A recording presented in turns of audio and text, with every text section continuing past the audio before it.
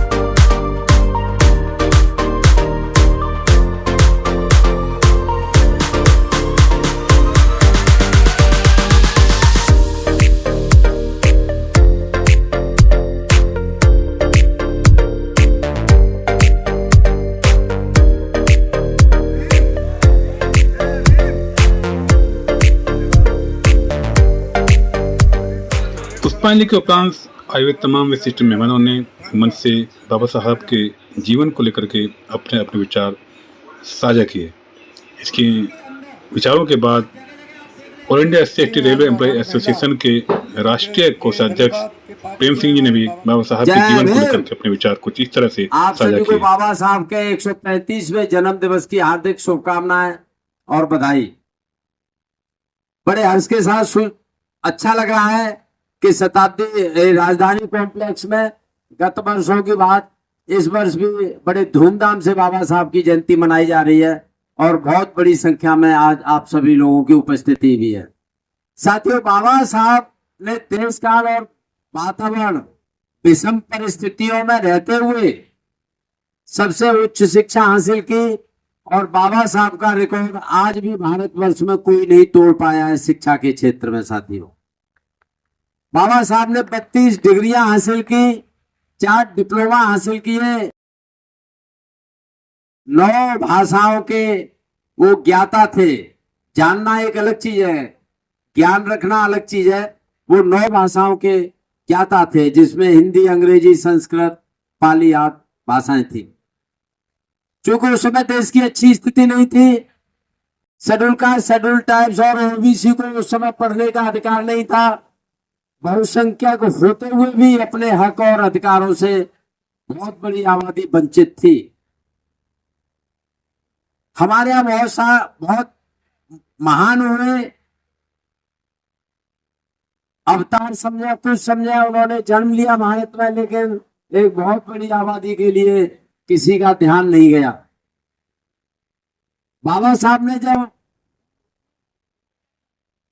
छुआछूत, भेदभाव, असमानता को बिल्कुल नजदीक से देखा और महसूस किया, और इसके बाद जाके जब विदेश में वो पढ़ने गए, वहां की व्यवस्था और भारत की व्यवस्था में बहुत जमीन और आसमान का अंतर था। ऐसी स्थिति में बाबा साहब ने प्रयास किया कि हिंदू धर्म की जो कुरीतियां हैं, अव्यवस्थाएं, इनको मैं बदलने का प्रयास कर रहा हूं और करता रहूंगा। कोषाध्यक्ष प्रेम सिंह की स्पीच के बाद आए हुए तमाम विशिष्ट मेहमानों का मंच पर स्वागत किया गया। सबसे पहले दिल्ली अध्यक्ष रजनी सिंह ने माननीय महासचिव अशोक कुमार जी का सम्मान किया, साथ में अन्य साथियों ने भी उनका सम्मान किया। और उसके बाद राष्ट्रीय कोषाध्यक्ष प्रेम सिंह जी का भी सम्मान किया गया और सम्मान की बेला ये काफ़ी देर तक चलती रही। इसके साथ साथ अन्य लोगों का भी मंच पर सम्मान किया गया। और ये सब देखते हैं कि किस किस सम्मान किया गया। और मंच पर सम्मान होते हुए तमाम लोग बड़े खुश थे और उनकी खुशी का ठिकाना नहीं था। मंच पर लगातार सम्मान काफ़ी देर तक चला।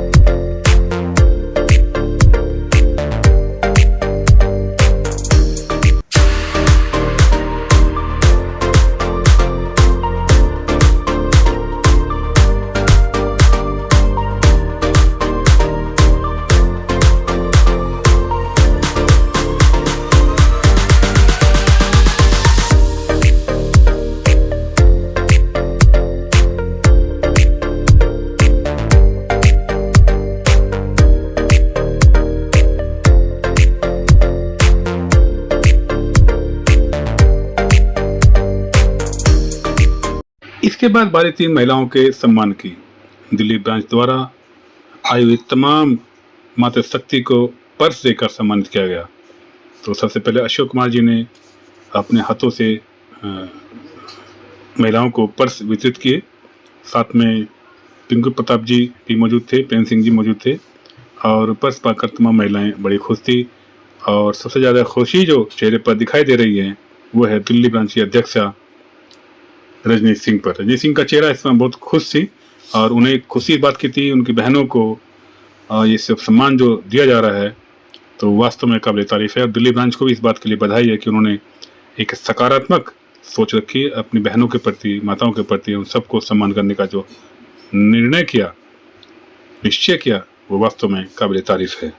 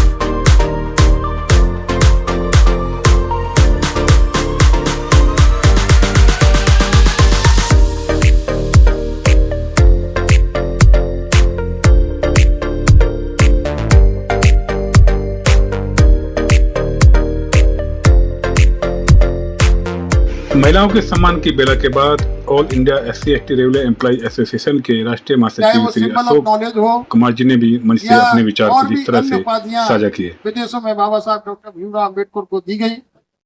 इस देश में भी बाबा साहब डॉक्टर भीमराव अम्बेडकर को भारत रत्न की उपाधि दी गई।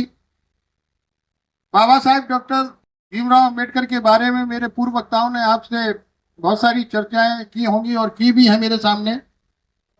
बाबा साहब का जन्म महू छावनी जो मध्य प्रदेश के अंदर है 14 अप्रैल 1891 में हुआ था, एक दलित परिवार में।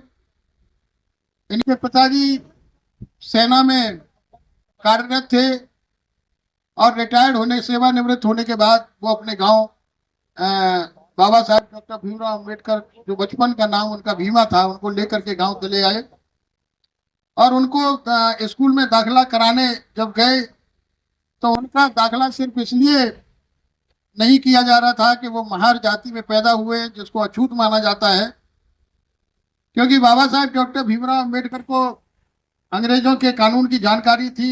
उस जानकारी के आधार पर दाखिला कराया गया शर्तों पर कि ये बालक अपने घर से बैठने के लिए टाट लेकर के आया करेगा, आम बच्चों के साथ खेलेगा नहीं और आम नल से ये पानी नहीं पिएगा। उसके बावजूद भी इतना अपमान सहते हुए भी बाबा साहब डॉक्टर भीमराव अम्बेडकर ने कठोर परिश्रम किया और अध्ययन अर्जित करने के बाद में उन्होंने मैट्रिकुलेशन बॉम्बे से किया, इंटरमीडिएट किया और महाराजा बड़ौदा के आशीर्वाद से उनकी छात्रवृत्ति जो महाराजा बड़ौदा कुछ छात्रों को विदेश भेजा करते थे पढ़ने के लिए, बाबा साहब डॉक्टर भीमराव अम्बेडकर को भी इसी क्रम में कोलंबिया विश्वविद्यालय जो न्यूयॉर्क के अंदर अमेरिका में है उसमें दाखिला लिया और बाबा साहब डॉक्टर भीमराव अम्बेडकर ने MA किया, फिर उसके बाद में PhD किया इकोनॉमिक्स में। पहले बाबा साहब डॉक्टर भीमराव अम्बेडकर थे जिन्होंने इस देश के अंदर PhD की डिग्री हासिल की और यही नहीं, उन्होंने डबल PhD की। साउथ एशिया में वो पहले ऐसे व्यक्ति थे जिन्होंने डबल PhD की थी, इससे पहले किसी ने PhD नहीं की थी। बाद में बाबा साहब डॉक्टर भीमराव अम्बेडकर को मौका मिला क्योंकि वो पढ़ना चाहते थे, परिश्रम करते थे। वो लंदन चले गए, लंदन स्कूल ऑफ इकोनॉमिक्स से उन्होंने पुणे इकोनॉमिक्स में MA किया, कई विषयों में MA किया और वहाँ से ग्रेजिन यूनिवर्सिटी जो लंदन की मशहूर यूनिवर्सिटी है उसमें कानून की पढ़ाई करके कानून की डिग्री हासिल की। वापस आए, महाराजा बड़ौदा के यहाँ कार्यरत, मतलब जो उन्हें जिम्मेदारी सौंपी गई थी महाराजा बड़ौदा के यहाँ, उनको फिर वही इतने पढ़े लिखे व्यक्ति को उनको महसूस होता था कि मैं इतना पढ़ा लिखा आदमी हूँ, मेरा सम्मान होगा देश के अंदर। अब बड़ौदा के यहाँ जब नौकरी करूँगा तो मुझे सम्मान की दृष्टि से मुझे सम्मान दिया जाएगा, लेकिन इसके विपरीत जो उन्होंने सोचा भी नहीं था उनको अपमानित किया गया। चपरासी फाइल फेंक के दिया करता था, पानी आम नल से वो पानी नहीं पी सकते थे और जिस क्लब में चाय पानी पीने अधिकारी जाते थे उस क्लब में भी नहीं जा सकते थे। राष्ट्रीय महासचिव की स्पीच के बाद राष्ट्रीय महासचिव ने स्वयं दिल्ली ब्रांच की अध्यक्षा रजनी सिंह को सम्मानित किया और मंच पर उन्हें सबसे पहले मिशन की पगड़ी पहनाई, टोपी पहनाई, पगड़ी पहनाई और उनको पर्स भी गिफ्ट किया।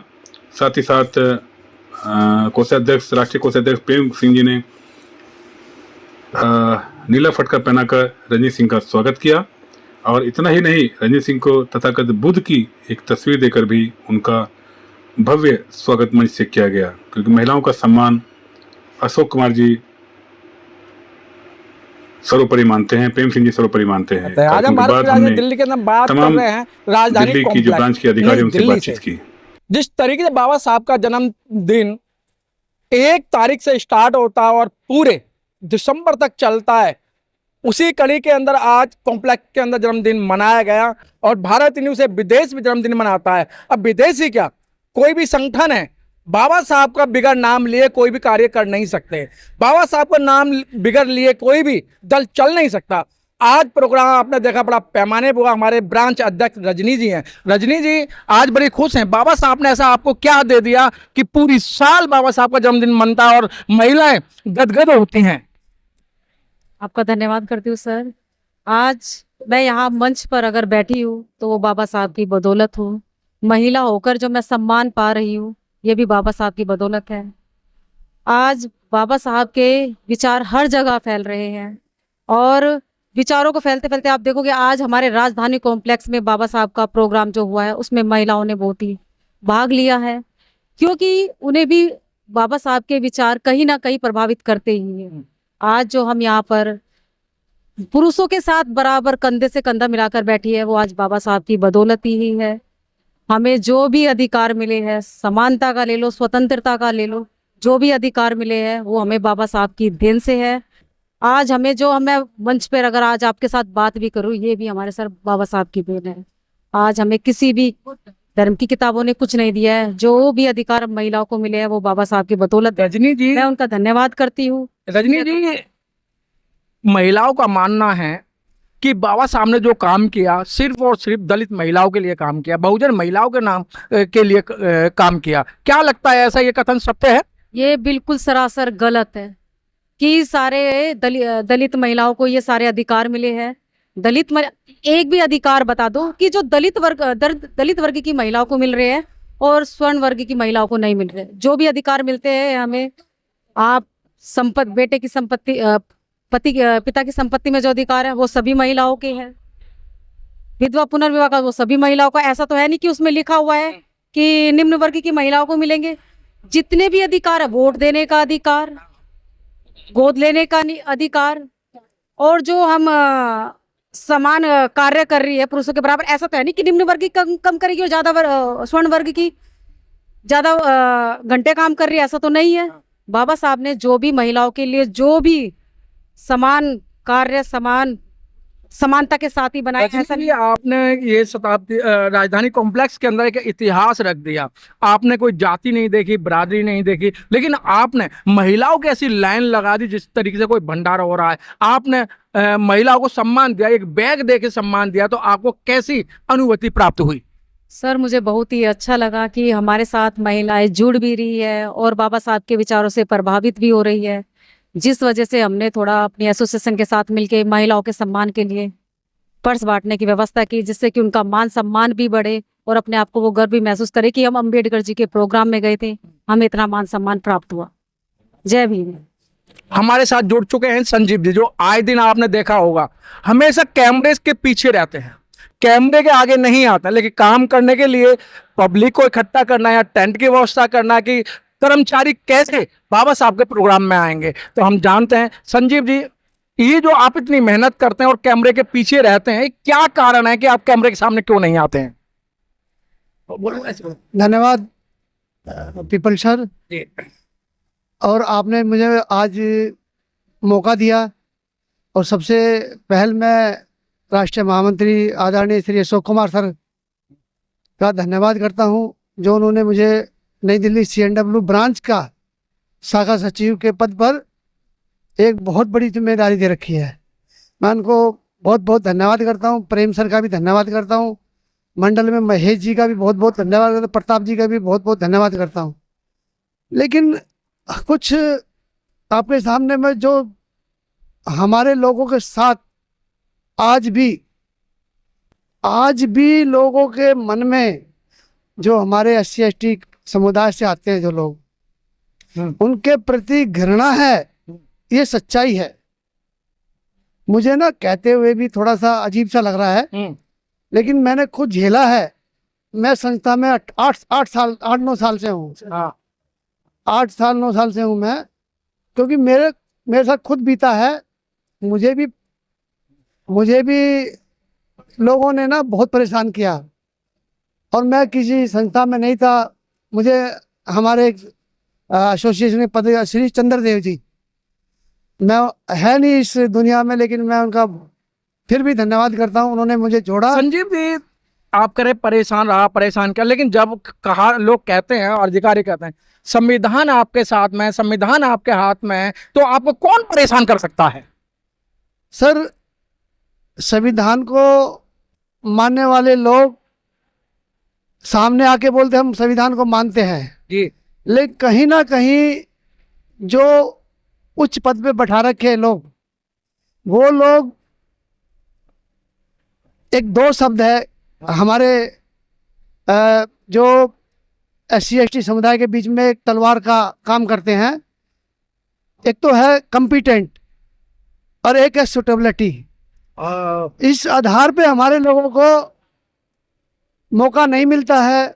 12-12 साल, 15-15 साल जो कार्य करते हैं रेल में, अपनी रात दिन मेहनत करते हैं, बारिश में धूप में कड़ी मेहनत से काम करते हैं, उनको कम्पिटेंट या सुटेबिलिटी के आधार पे उनको एक उनका जो सम्मानित पद नहीं दिया जाता, उनको नीचे किसी पद पे रख के, और जो नीचे जो जूनियर है, जो ऐसे लोग हैं जो नए आते हैं, और उनको ऊपर एक ऐसी जगह बैठा दिया जाता है जो 20-20 साल नीचे जो कर्मचारी है उनके नीचे काम करना पड़ता है। एक मतलब घृणा महसूस होती है।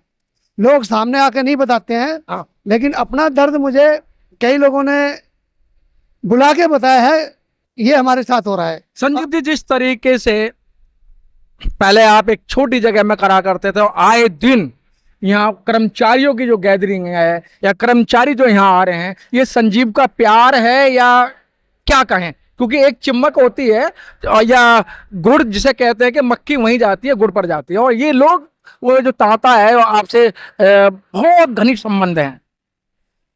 सर मैं इतना कहना चाहता हूँ, जो ब्रांच है हमारी जी, बहुत ही आज के समय में बहुत एकजुट होकर कार्य करते हैं। जितने भी कर्मचारियों के बीच में जाते हैं हम लोग, उनकी जो ग्रीवेंसेस है वो पूछते हैं, और उसको प्रशासन के द्वारा कहीं ना कहीं हम उसको उस कार्य को करवाते हैं, मंडल मंत्री द्वारा, मंडल अध्यक्ष द्वारा, या फिर जोन के जो हमारे पदाधिकारी है वहाँ तक भी अगर हमें हेल्प चाहिए तो हमें वहाँ से भी हेल्प मिलती है। आइए, हमारे बीच में SSC भरत सिंह जी भी जुड़ चुके हैं। भरत सिंह जी, जिस तरीके बाबा साहब की जयंती भारत में विदेश भी मनाता है, ऐसे बहुत सारे महापुरुष हुए हैं जिन्होंने समाज के लिए काम किया है, लेकिन बाबा साहब ने जो विशेष काम किया है उस पर प्रकाश डालें। सर्वप्रथम परम पूज्य बाबा साहब के चरणों में श्रद्धा सुमन अर्पित करते हुए आज सभी रेलवे कर्मचारियों को मैं हार्दिक शुभकामनाएं जन्म जयंती की 14 अप्रैल 2026 की, जो कि आज यहाँ 15 अप्रैल को मनाया जा रहा है हमारे राजधानी कॉम्प्लेक्स में। सर, रुतबा मेरे सर को संविधान ने दिया है, औरों को जो मिला है मुकद्दर से मिला है, हमें तो मुकद्दर भी बाबा के संविधान से मिला है।